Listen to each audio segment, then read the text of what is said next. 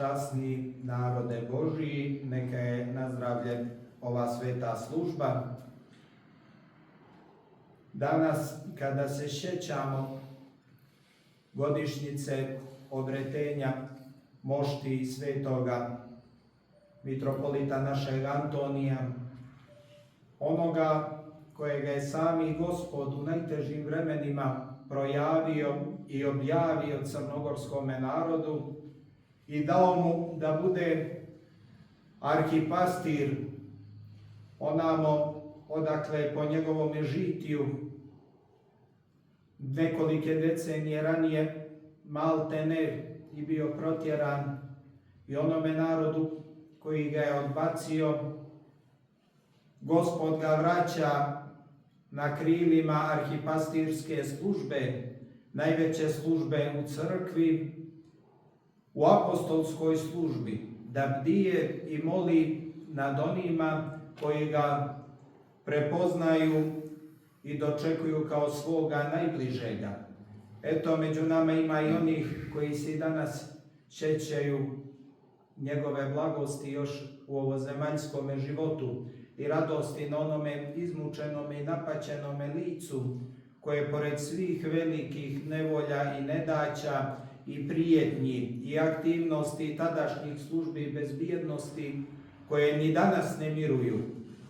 nije htio da odustane od ove svete misije koja se zove Crnogorska pravoslavna crkva,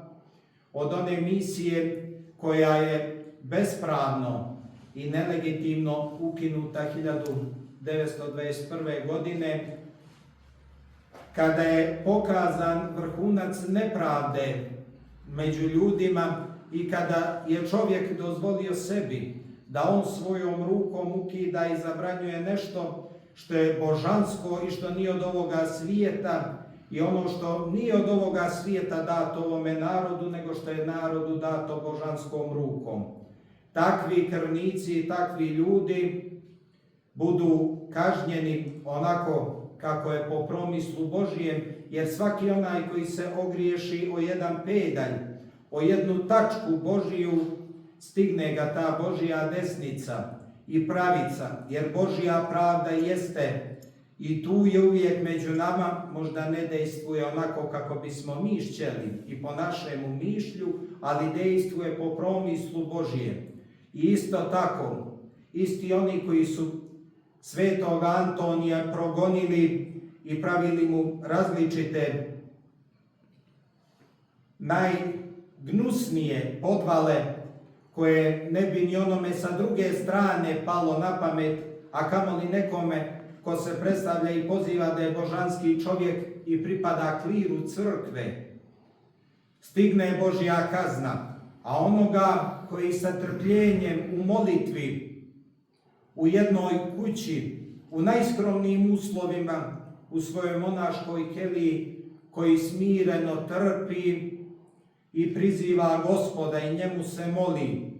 njega Gospod proslavlja,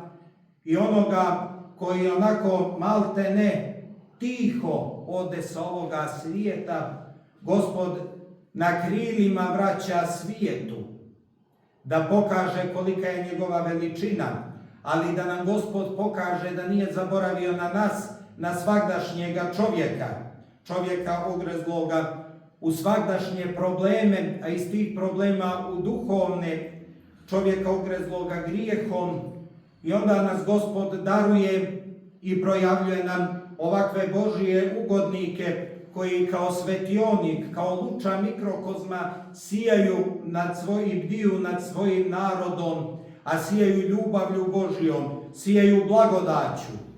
I evo, za samo godinu dana od kada su ove svete mošti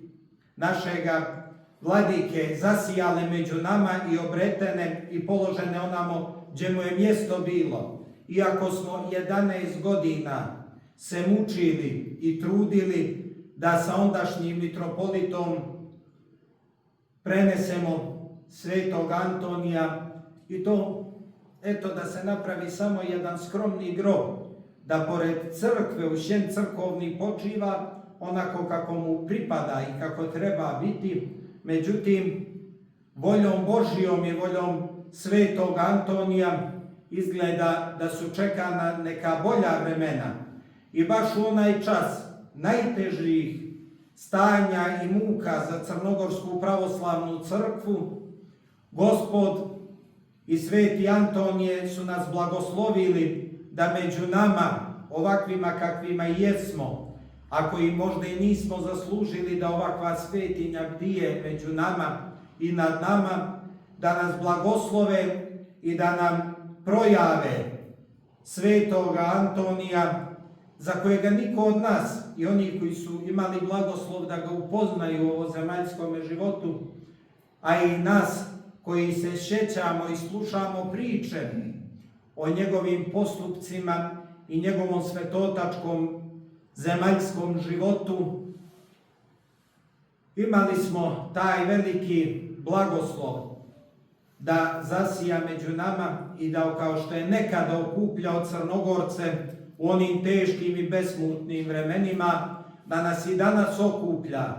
i da nas blagosilja i da ovdje počinju da se dešavaju čuda. Ali čuda nijesu zato da bismo mi ovdje pravili neke manifestacije. Čuda su tu da nas Gospod upozori i da je sa nama.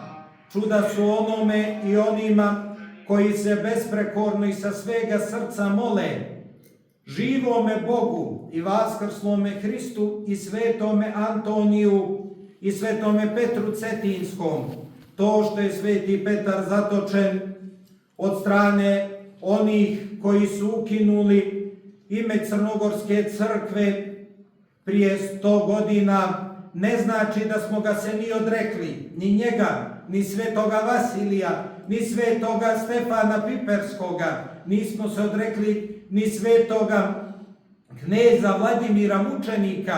koji bdije nad ovom zemljom čitavi jedan milenijum, koji počiva u Elbasanu, i nije smo ih se odrekli. Prizivamo njihovo ime na svakoj liturgiji i svagda ih se sjećamo. Nismo se odrekli ni svetoga Ivana Crnevića, čije mošti ne možemo također cjelivati, a sa čijim sarkofagom, sa zemnim ostacima, odnosno svetim moštima, se srpska crkva šeće po hramu gdje im smeta i ne smeta. Iako je i taj hram i taj grob kulturno dobro Crne Gore i pod zaštitom naše domovine, ali domovine sa krivom vlašću, i što da se radi, to je tako kako je. Gospod nas blagosilja i krijepi, da ne odustajemo, da se da boriti i da se moramo boriti za svaki pedalj ove zemlje, da se moramo boriti za svako crkvište, za svako groblje i crkvu koja pripada ne jednoj ili drugoj crkvi, pripada crnogorskome narodu, jer su naši preci u mutkama da se čuvaju ove granice koje su krvlju ucrtane i upisane, krvlju mučenika, odvajali od tih istih mučeničkih usta, iz usta svoje djece koja su umirala od gladi. Odvajali su da izgrade ove crkve i hramove, da izgrade i naprave krst, da se zna gdje te kosti svete počivaju, one koje su sabrane sa bojišta, a sva ta bojišta i sve te krvne njive su krcate i crnogorskih i osvajačkih kosti, srećom po Crnu Goru i nas više osvajačkima, ali ove mučeničke kosti koje su ostale tamo da sačuvaju ovu zemlju, sijaju i blagosiljaju i pozivaju da se nijedna stopa Crne Gore ne može krčmiti i darovati drugome, i da nije na jednu stopu crnogorsku ne mogu stojati spomenici krvoloka koji su spremni bili i svoje najbliže da kolju za tuđe ideale. Zato nas sveti Petar Cetinski, sveti Vasilij Ostroški, sveti Antonije i svi sveti crnogorski, projavljeni i neprojavljeni, jer ima onih kojih još možda nijesmo ni dostojni, koje nam Gospod nije objavio, ali će objaviti, kunu i zaklinju da se borimo za svetu misiju Crnogorske pravoslavne crkve, da se borimo za Crnu Goru, jer to je amanet predaka koji nad nama bdiju. I sveti Petar i svi ovi sveti su naši preci i svi oni koji su se s njima rame uz rame borili da sačuvaju Bogom čuvanu državu Crnu Goru. Pa tako naša milenijumska istorija od svetoga kneza Vladimira i prije još traje i bdi, nikad nije prekinuta ni ugašena, ni ovim osvajačima, ni onima prije njih, ni onima koje su oreolima okitili, a koji su ovdje krčili i orali taman kao vi danas, i tada im nije dozvoljeno, i tada nisu slobodarsku luču ugasili, pa neće ni danas u ovim vremenima, nego braćo Crnogorci i sestre Crnogorke, okanimo se dnevne politike i ove velike antikampanje koja se vodi protiv pravoslavne crkve. Okrenimo se i saberimo se oko života svetoga Antonija, koji nas je okupljao i danas nas okuplja, koji nas je blagosiljao i danas nas blagosilja. I ova sveta blagodat, i kao što kažu u pjesmama, kusite i vidite, dođite, vidite i provjerite da mi govorimo istinu, da je ovaj sveti čovjek koji je samo usnuo u Gospodu, koji je živ i bdije nad nama, tu među nama i sa nama, i koji nas neprestano blagosilja velikom božanskom blagodaću. Možda mi nismo toga dostojni, ali sveti Antonij i Vaskrsli Hristos nam projavljuju i pokazuju svoju ljubav nad ovakvim čovjekom i da treba da se okrenemo vjeri i crkvi, onoj pravoj crkvi, pravovjernoj i pravoslavnoj, onoj crkvi koja nas je sabirala ovdje kroz vjekove, ona crkva čije su vladike jahale pred vojskom, a ne šeđele i plaćale berat za svoje hirotonije. To je ta Crnogorska pravoslavna crkva, vazda neukroćena, vazda nepokolebljiva, crkva koja nikada nije bila vazalna i crkva koja je bila nezavisna i autokefalna, koja je nepravedno ukinuta, a sve što je nepravedno učinjeno slijedi svoju cijenu kasnije kad tad. Zato božanskom blagodaću 1993. godine i projavljenjem svetoga Antonija obnovljena je Crnogorska crkva, da svaki Crnogorac i onaj koji u Boga vjeruje, a dobru volju ima i čije su namjere časne, ima svoje malo parče neba na zemlji, gdje Bogu da se pomoli i sa kime jade da podijeli. Zato vas pozivamo sve da se šutra pokupimo na svetoj liturgiji, koja će početi u 10 sati, a služit će blaženjejši mitropolit. I da isto tako u ponedjeljak u 19 sati, kada će biti služeno bdenje uoči praznika svetog Antonija, se pokupimo. I da se pokupimo 18. utorak u 10 sati na svetu liturgiju i svete čaše da se pričestimo na praznik kada proslavljamo ovoga velikoga Božijega ugodnika, koji je postradao i stradao za rod ljudski i za rod crnogorski, za svoju crkvu i svoj narod je podnio žrtvu. I sjećate se i sjetite se, vrijeme je tehnologije kada možemo vidjeti kako i u kojem broju nas je okupljao, i da zapitamo sebe što se to desilo od Antonija Svetoga do danas, zašto smo digli ruke od Crnogorske crkve, zašto se i danas ne okupljamo u onome broju. Onda kada nijesmo imali ni kuću, bilo nas je da se ne može pogledati, a danas kad imamo i svoje parče neba na zemlji, ovu malu crkvu posvećenu svetom Ivanu Crneviću,